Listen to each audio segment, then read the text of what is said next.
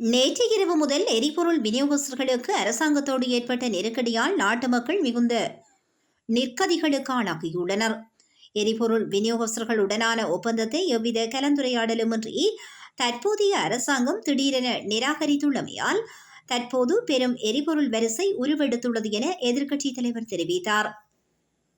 அனுராதபுரம் மதவாச்சிய புல்லெலிய திம்புவெவ வரலாற்று சிறப்புமிக்க கிராலக பிரதான விகாரையின் விகாராதிபதி ஜப்த விசாரத ஹசாயன வம்சலாங்கார சாசனகீர்த்தி ஸ்ரீ பிலியந்தல சுபபேத தேரரின் ஆலோசனையின் பிரகாரம் அவ்விகாரையில் நிர்மாணிக்கப்பட்ட ஜரோகிக செனிவரத்தின ஞாபகார்த்த சைத்திய மகா சங்கத்தினரின் சமய ஆசிர்வாதங்களுக்கு மத்தியில் திருநீக்கம் செய்து வைக்கும் புண்ணிய நிகழ்வில் கலந்து கொண்டுரையாற்றும் போதே எதிர்க்கட்சி தலைவர் சஜித் பிரேமதாசா இவ்வாறு தெரிவித்தார்.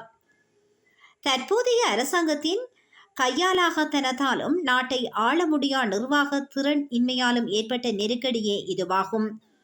பெருமளவிலான ஊழியர்கள் வேலையிழந்து பொருளாதாரம் பாதிக்கப்பட்டு வெளிநாட்டு முதலீட்டாளர்கள் கூட நாட்டுக்கு வர முடியாத நிலை ஏற்பட்டுள்ளது. எனவே இந்த நெருக்கடிக்கு உடனடி தீர்வு காணப்பட வேண்டும்.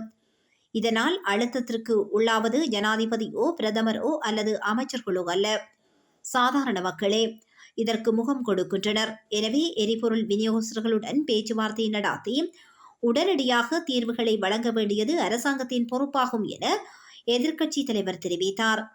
இந்த எரிபொருள் பிரச்சினையில் இருந்து அரசாங்கமோ ஜனாதிபதியோ தப்ப முடியாது.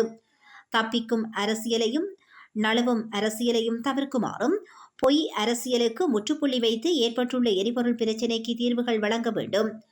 76 வருடங்கள் குறித்து குறை கூறாமலும் பம்பூரி அடிக்காமலும் இப்பிரச்சினைக்கு தீர்வுகளை வழங்குங்கள். தற்போது தமது இயலாமையை 76 வருடங்களின் மீது சுமத்தி உண்மையான பிரச்சினைகளுக்கு தீர்வுகளை பெற்றுக் கொடுக்க முடியாத கையறு நிலையை வெளிப்படுத்த வேண்டாம்.